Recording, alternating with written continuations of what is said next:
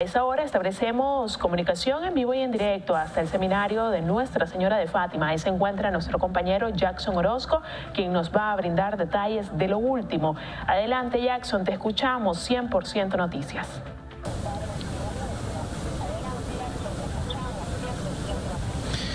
Con primicias a toda hora, aquí en el seminario de Fátima ha concluido una reunión entre los obispos de la Conferencia Episcopal de Nicaragua y también los representantes de la misión del Alto Comisionado de las Naciones Unidas para los Derechos Humanos. En esta mesa participaron Monseñor Silvio José Báez, obispo auxiliar de la Arquidiócesis de Managua, y también Monseñor Abelardo Mata, obispo de la Diócesis de Estelí. Aquí se planteó la situación de los derechos humanos de Nicaragua en un primer punto, pero también se abordó el tema de la situación política del país. Señalaba Monseñor Báez, por ejemplo, y explicaban a los representantes de la ONU que la situación de Nicaragua no estalló de la noche a la mañana y que el tema del seguro social fue prácticamente el detonante de una serie de situaciones críticas que ya vivía el país bajo el gobierno del presidente Daniel Ortega. Eso, según Báez, se lo dejaron claro y se lo explicaron a los representantes de Naciones Unidas. Y por otra parte, tanto el obispo Mata como el obispo Báez han lamentado el hecho de que el gobierno de Nicaragua todavía no responda a la carta que ellos le mandaron sobre si tenía voluntad el presidente de la República, Daniel Ortega, de adelantar las elecciones con el propósito de mantener un clima de paz y tranquilidad en el país y para apaciguar la situación que está viviendo en Nicaragua. Vamos a dejar a continuación las declaraciones que brindó Monseñor Abelardo Mata, obispo de Estelí, y luego las declaraciones que brindó Monseñor Silvio José Báez sobre el encuentro que sostuvieron hace pocos momentos con los representantes de la ONU.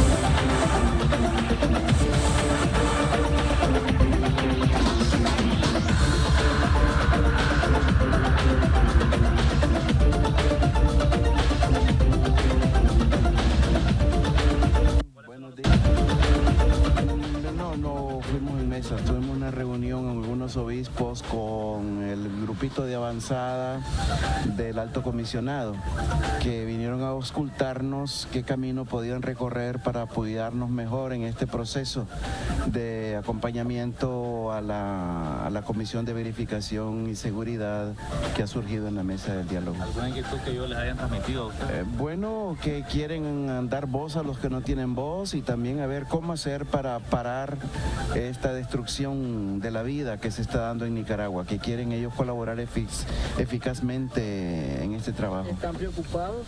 Sí, muy preocupados están ellos porque el alto índice de mortandad que hay para la población, eso es alto. ¿Y alguna petición particular de la iglesia? Pues simplemente de que agradecerle, hemos agradecido su presencia entre nosotros para hacer un proceso racional y humano de pacificación en la zona, que no es a través de la violencia, ni por una parte ni por otra, aunque parece que quisieran abrillar a la comunidad, a la población, a una guerra civil. No estamos nosotros en esa línea, al contrario, queremos que el pueblo crea en la fuerza de la razón y la fuerza de la convicción para doblegar las armas y ponerlas hacia abajo. ¿Cuándo se va a retomar el diálogo? El mismo gobierno, con su posición violenta de los grupos paramilitares, que ellos en verdad no quieren reconocer que están conectados con las fuerzas policiales. ¿Perdón? Bueno, nosotros no llevamos contabilidad, sabemos la información de la ANPDH que ha contabilizado 285. Monseñor, ¿ya les contestó el gobierno sobre la petición del adelanto de elección? No, en modo alguno no ha contestado. Yo creo que pensará no contestar porque ellos se sienten robustecidos con la resolución que salió de la OEA, en el sentido de que sí, se pide al gobierno que separe la violencia de este tercer grupo de armados, pero sin decir de cuál es la fuente de quiénes están sosteniendo esta violencia.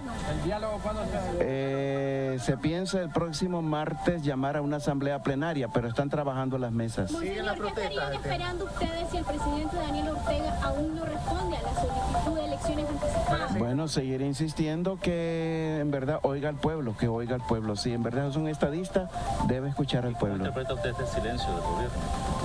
Bueno, que no quieren dejar el poder, que hay muchos intereses ahí. ¿Cuánto tiempo es prudente? ¿9 o 14 meses para que... No, modo alguno. ¿Esa es la recomendación que dio la OEA? Sí, pero creo que no, ¿verdad? Ni el gobierno podrá gobernar a un pueblo que está ingobernable, ni un pueblo ingobernable podrá sostener pacíficamente esta lucha, ¿verdad? O reina o gobierna sobre cadáveres, y eso sería muy nefasto, o aquí la desesperación de la violencia entre... No podemos poner tiempo nosotros. Nosotros, de acuerdo a lo que surgió en la mesa del diálogo, en las plenarias primeras, se puso una ruta y que marcaba para marzo, y eso fue lo que se presentó el 7 de junio al presidente. ¿Urge que el presidente Ortega abandone el poder? Yo creo que más que urgente, tenía que haber sido ayer.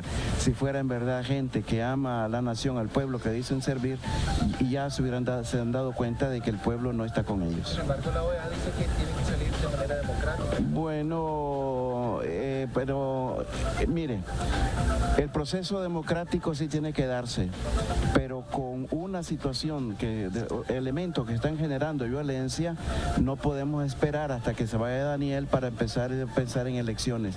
Tenemos que empezar a pensar antes, sin Daniel, en todo este proceso electorero, ¿verdad? Gracias, monseñor. Gracias. Monseñor Más. Algunos obispos, porque no logró venir toda la conferencia episcopal. El cardenal y Monseñor Álvarez están en Roma, otros no pudieron venir. Estuvimos solamente Monseñor Mata, Monseñor Jorge y este servidor, y nos reunimos con los de la misión de la oficina del Alto Comisionado de los Derechos Humanos de la ONU. Directo, monseñor, que ustedes le hicieron a la comisión. Bueno, intentamos hacerles un cuadro de contexto general de la situación para que ellos lograran ubicar las distintas circunstancias, los distintos actores, los peligros reales, y se hicieran una visión más completa. Entonces, el trabajo que tuvimos los obispos hoy fue de presentarle un cuadro amplio de cómo comenzó esto, que esto no nació de la noche a la mañana. No es que los nicaragüenses un día nos acostamos pacíficos y al día siguiente el país se volvió violento. Les hicimos ver que en la historia no hay saltos, no hay vacío, y solamente hay proceso. Entonces, lo que estamos viviendo acá no es algo puntual que surgió un día, es el resultado de años de sumisión, de sometimiento por el miedo, de violación a los derechos humanos, de destrucción de las instituciones democráticas, de fraudes electorales. Lo del INS les hicimos ver que había sido solamente la chispa que provocó la indignación del pueblo. Luego, la represión violenta, desproporcionada de parte del gobierno provocó la indignación de la gente al punto al que hemos llegado ya con más de 200 muertos. Pero este es el resultado de más de 11 años, ¿no? de una situación estructural de sometimiento del pueblo por temor y por otras razones, de violación a los derechos humanos, etcétera, que explotó. ¿Y hay una adelanto de elecciones? ¿En qué temas se ha avanzado en las mesas de trabajo? Las mesas de trabajo están todavía reunidos, independientemente. Nosotros nos reunimos solamente con los de Derechos Humanos de la ONU. Es muy probable que la próxima semana, se reanude la mesa del diálogo, independientemente de los resultados que vayan obteniendo en las mesas de trabajo. Pero no sabemos todavía qué resultados hay, porque todavía están trabajando. ¿Qué le parece el silencio del gobierno sobre el tema del adelanto de elecciones, Monseñor Báez? ¿Sigue el tiempo avanzando? Una cosa que les hicimos ver a los de la ONU es que aquí hay dos problemáticas en las que los obispos estamos sumamente preocupados y en las que estamos trabajando. Por una parte, detener la represión, no más muertes. O sea, no debe morir por violencia de paramilitares y de antimotines ni un solo nicaragüense. No se puede seguir ensangrentando el país con un muerto más. Y la segunda es la problemática política. Aunque esto comenzó con el INSS, en este momento se ha vuelto una problemática política. Y es lo que en el diálogo ha saltado al tapete de la agenda, que es adelanto de elecciones, posible renuncia del presidente. Todo está puesto en el tapete de discusión y con ayuda de expertos es lo que se está dialogando. Entonces le hicimos comprender que por una parte hay un problema humanitario que hay que atender porque es urgente. Ellos van a ir mañana a Masaya. Nos interesaba mucho que fueran a Masaya y que fueran a Monimbó, sobre todo porque parece ser que el gobierno está empeñado en hacerlo del repliegue y esto podría ser sumamente peligroso. Me parece muy temeraria esa decisión. Entonces está por una parte el problema humanitario, pero por otra parte está el problema político, que es lo que está siendo objeto de discusión en el diálogo. ¿Qué le parece el silencio del gobierno sobre el tema del adelanto de elecciones? Están totalmente desarmados, sostienen ustedes y lo mantienen todavía a estas alturas. Mira, la mayor parte de la población sigue resistiendo en modo pacífico. Sin armas. Con armas hechizas, de morteros, de tiradoras, de ondas, de piedra, la mayor parte. Sin embargo, la indignación del pueblo va creciendo y no descartamos de que esto pueda desembocar en un conflicto violento mayor. Por eso es importante detener la represión. Respecto a la otra pregunta, para terminar, el diálogo va a ir adelante en la medida en que el gobierno muestre voluntad política de resolver el problema político. Hasta este momento, lamentablemente, de parte del gobierno no ha habido el menor signo de buena voluntad para la resolución del problema político. Los tranques ha sido el modo en que la población por una parte manifiesta su protesta y por otra parte se defiende de los ataques.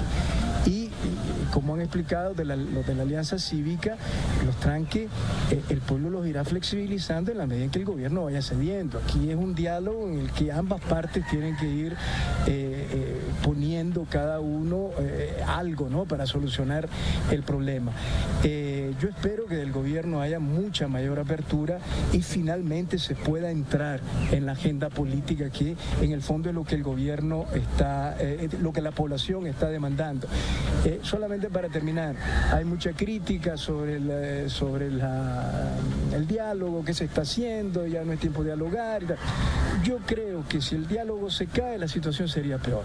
Si ustedes me dicen, sin el diálogo lograríamos estas mejoras. Realmente yo creo que el diálogo nacional es una instancia necesaria en este momento. Tener al gobierno sentado para poder decirle las cosas y para que la población a través de la televisión vea lo que ocurre. Creo que esto es necesario en una Nicaragua en donde la población nunca ha tenido oportunidad de expresar su voluntad, en donde el gobierno se ha caracterizado precisamente por su secretismo, por su silencio, por no enfrentar los medios de comunicación, no comunicarse con el pueblo. Entonces, eso ayuda. Como dijo Monseñor Mata la otra vez, es una válvula de escape. Y creo que, no obstante la vulnerabilidad y la debilidad del diálogo, sobre todo por la poca voluntad política del gobierno, en este momento es necesario. Y creo que ha dado su fruto el hecho de la presencia de los organismos internacionales aquí. Y el hecho de poder hablar, los obispos estamos apostando, aunque los ataques que nos vienen del lado del gobierno es que somos los vandálicos, somos los golpistas, somos los promotores de la violencia. Todas esas son calumnias que nosotros las asumimos en el nombre del Señor y no nos duelen. Pero lo que queremos hacer ver es que seguiremos apostando por el diálogo. Creemos que a través de la palabra, a través de la escucha, a través de la argumentación, podemos encontrar la salida por la que los obispos hemos apostado y seguimos apostando. Pacífica, democrática, constitucional. No queremos una salida armada, ni tampoco queremos algo que rompa el orden constitucional. Es muy difícil, pero lo estamos intentando. Monseñor, pero en el diálogo nacional, ¿ustedes son oposición o son mediadores? ¿Qué dice usted? Ajá, contésteme usted porque yo quiero saber cuál es el papel. Usted sabe que somos mediadores y testigos. Pero mediadores y testigos no quiere decir mediadores. La población percibe otra cosa. Usted me lo está diciendo. Mediadores y testigos no quiere decir que seamos insensibles, que seamos ciegos y que no veamos la muerte, la represión y el miedo de la gente. Una cosa es ser mediador en el diálogo y otra cosa es que nos quieran neutrales frente al sufrimiento del pueblo. O sea, son dos cosas distintas. Nosotros somos mediadores en el diálogo, pero seguimos siendo pastores del pueblo de Nicaragua y estaremos siempre del lado de las víctimas. Muchísimas gracias a todos. Gracias. Declaraciones de los líderes de la Iglesia Católica. Teníamos primeramente a